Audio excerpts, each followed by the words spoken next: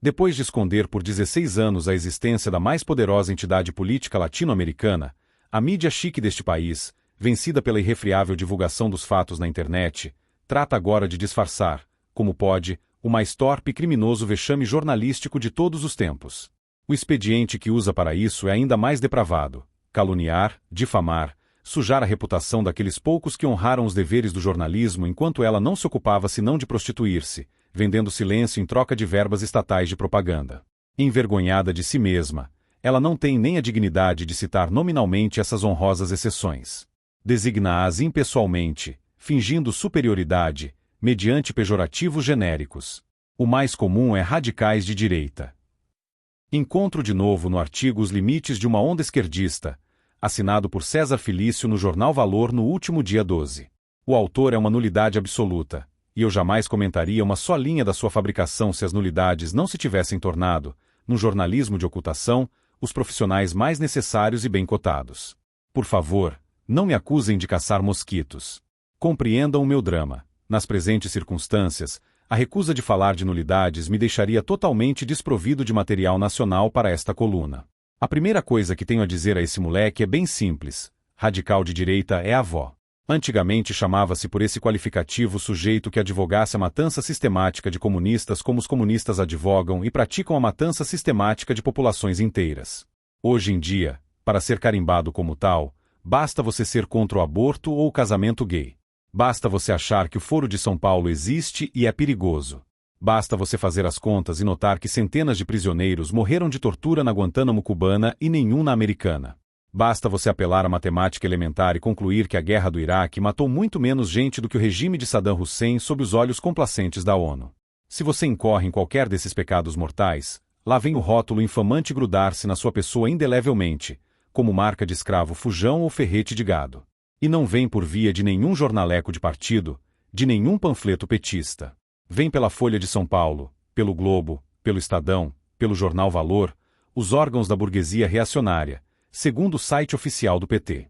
Que é que posso concluir disso, objetivamente, senão que a esquerda radical conseguiu impor à grande mídia sua escala de mensuração ideológica e o correspondente vocabulário, agora aceitos como opinião centrista, equilibrada, mainstream. Enquanto as opiniões que eram da própria grande mídia ontem ou anteontem já não podem ser exibidas ante o público porque se tornaram politicamente incorretas, será extremismo de direita concluir que o eixo, o centro, se deslocou vertiginosamente para a esquerda, criminalizando tudo que esteja à direita dele próprio. Será extremismo de direita concluir que a única direita admitida como decente na mídia chique é o tucanismo, abortista, gaysista, cotista racial, desarmamentista, politicamente corretíssimo, padrinho do MST e filiado internacional socialista, além de betista e bofista, quando não abertamente anticristão. Será extremismo direitista notar que o traço mais saliente dessa direita bem comportadinha é a abstinência radical de qualquer veleidade anticomunista? Será extremismo de direita entender que esse fenômeno é a manifestação literal e exata da hegemonia tal como definida por Antônio Gramsci? Será extremismo de direita concluir que o establishment midiático deste país é, no seu conjunto, um órgão da esquerda militante mesmo nos seus momentos de superficial irritação antipetista, quando jamais proferiu contra o partido dominante uma só crítica que não viesse de dentro da esquerda mesma e que não fosse previamente expurgada de qualquer vestígio de conteúdo ideológico direitista? Qualquer pessoa intelectualmente honesta sabe que um juízo de fato não pode ser derrubado mediante rotulação infamante. Tem de ser impugnado pelo desmentido dos fatos. Se quiser rotulá-lo, faça-o depois de provar que é falso. Não antes. Não em substituição ao desmentido. Ora, o tal Felício, em vez de desmentido, fornece uma brutal confirmação. Vejam só. O grupo que se reúne a partir de hoje em San Salvador atende pelo nome de Foro de São Paulo e nasceu sob o patrocínio do PT, em 1990. Os encontros anuais não costumam chamar muita atenção, a não ser de certos radicais de direita no Brasil. Ora, como é possível que encontros esquerdistas anuais repetidos ao longo de uma década e meia, com centenas de participantes, entre os quais vários chefes de Estado, não chamem atenção exceto de radicais de direita? Ninguém na esquerda prestou atenção ao Foro de São Paulo. O senhor Lula fez um discurso presidencial inteiro a respeito sem prestar a mínima atenção à entidade da qual falava. Antes disso, quando presidia pessoalmente as sessões da entidade até 2002, não lhes prestou nenhuma atenção? Entrava em transe hipnótico e balbuciava mensagens do além, sem se lembrar de nada ao despertar? Os jornalistas de esquerda que, às dezenas, compareceram aos debates, foram lá por pura desatenção, dormiram durante as assembleias e voltaram para casa sem coisa nenhuma para contar? O senhor Bernardo Kuczynski, um dos fundadores da entidade, que emocionado assistiu ao nascimento dela no encontro entre Fidel Castro e Lula, não prestou a mínima atenção àquele momento supremo da sua vida de militante esquerdista. Pago com dinheiro público para relatar aos eleitores os atos presidenciais, calou-se por mera distração, e também por mera distração guardou os fatos para contá-los depois no seu livro de memórias, onde só os colocou porque não tinham a mínima importância. Ora, menino bobo, você não sabe a diferença entre a desatenção e a atenção extrema acompanhada de um propósito deliberado de ocultar? Que você seja desprovido do senso da verdade, vá lá. Sem isso não se sobe no jornalismo brasileiro. Mas será que você precisa também desprover-se do senso do ridículo ao ponto de tentar minimizar a importância do foro e logo em seguida, citando o documento oficial da entidade, alardear que na primeira reunião do grupo, em 1990, os integrantes estavam no governo em um único país, Cuba. Hoje desfrutam o poder na Venezuela, Brasil, Bolívia, Nicarágua, Argentina, Chile, Uruguai e Equador? Você acha mesmo que a organização que planejou e dirigiu a mais espetacular e avassaladora expansão esquerdista já observada no continente é um nada, um nadinha, no qual só radicais de direita ou teóricos da conspiração poderiam enxergar alguma coisa? Na verdade, o próprio Felício enxerga ali alguma coisa. Ele cita o documento oficial: passamos a controlar uma cota de poder, mas as outras cotas continuam sob controle das classes dominantes. Os chamados mercados, as grandes empresas de comunicação, os setores da alta burocracia do Estado, os comandos centrais das Forças Armadas, os poderes legislativo e judiciário, além da influência dos governos estrangeiros, competem com o poder que possuímos. Ou seja, a entidade que já domina os governos de 9 países não admite, não suporta, não tolera que parcela alguma de poder, por mais mínima que seja, esteja fora de suas mãos. Nem mesmo as empresas de comunicação e o judiciário, sem cuja liberdade a democracia não sobrevive um só minuto. Com a maior naturalidade, como se fosse uma herança divina inerente à sua essência, o Foro de São Paulo, com a aprovação risonha do nosso partido governante, reivindica o poder ditatorial sobre todo o continente. Felício lê esse documento assim: os limites a um poder absoluto parecem incomodar os participantes do encontro. Parecem, apenas parecem. Quem ficaria alarmado com aparências, se não radicais de direita?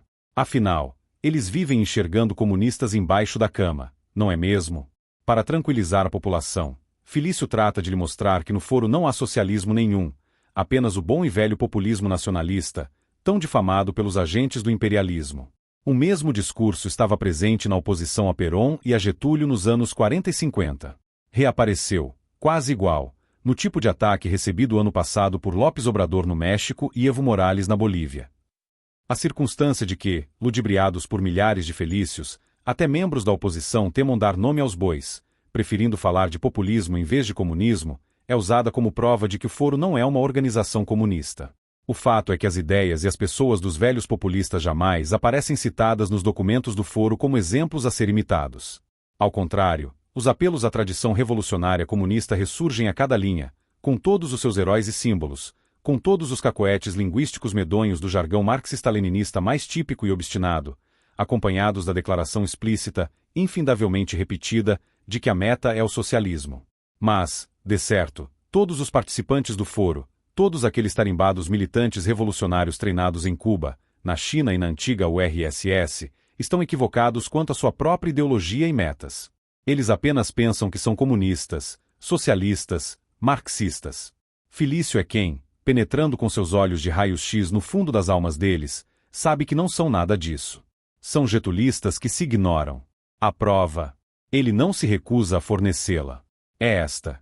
Antes de ser uma verdadeira marcha ao socialismo, a ofensiva de Chávez sugere a coroação de um processo de concentração de poder. Entenderam a lógica profunda? Se é concentração de poder, não é socialismo. Pena que ninguém avisou disso Marx, Lenin, Stalin, Mao, Fidel e Che Guevara. Todos eles sempre entenderam, ao contrário, que a concentração de poder é a única via para o socialismo, é a essência mesma do processo revolucionário. Mas talvez estivessem enganados, tanto quanto a turminha do Foro. Quem entende do negócio é César Felício. No tempo em que havia jornalismo no Brasil, Um sujeito como esse não seria designado para cobrir nem partida de futebol de botão. Hoje ele é uma espécie de modelo, reproduzido a centenas em todas as redações. O resultado é óbvio. Faça um teste. Segundo pesquisa da Folha de São Paulo, a opinião majoritária dos brasileiros é acentuadamente conservadora. É contra o casamento gay, contra o aborto, contra as cotas raciais, contra o desarmamento civil. É contra tudo que os felícios amam. É até a favor da pena de morte para crimes hediondos. E confia infinitamente mais nas Forças Armadas do que na classe jornalística que as difama sem cessar. Quantos jornalistas, nas redações das empresas jornalísticas de grande porte, se alinham com essa opinião majoritária? Não fiz nenhuma enquete, mas, por experiência pessoal, afirmo, poucos ou nenhum.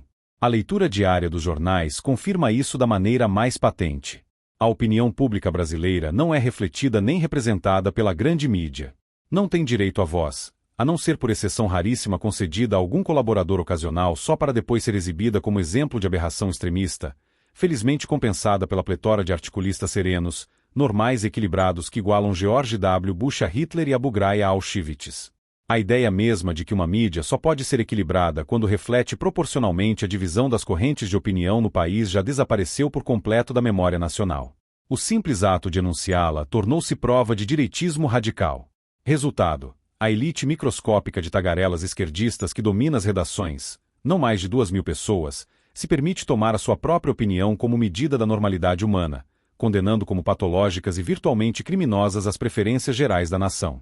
Quem se coloca em tais alturas está automaticamente liberado de prestar quaisquer satisfações à realidade. Não quer conhecê-la, quer transformá-la. Para transformá-la, não é preciso mostrar os fatos às pessoas. É preciso alimentá-las de crenças imbecis que as induzam a se comportar da maneira mais adequada para favorecer a transformação.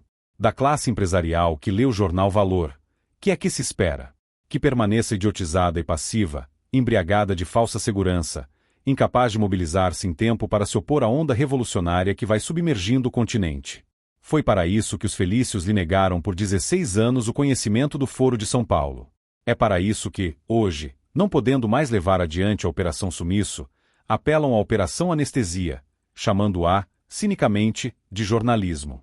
E são pagos para fazer isso pelos próprios empresários de mídia, aqueles mesmos cujas empresas o Foro de São Paulo promete calar ou expropriar junto com todos os demais instrumentos de exercício da liberdade, num futuro mais breve do que todos imaginam.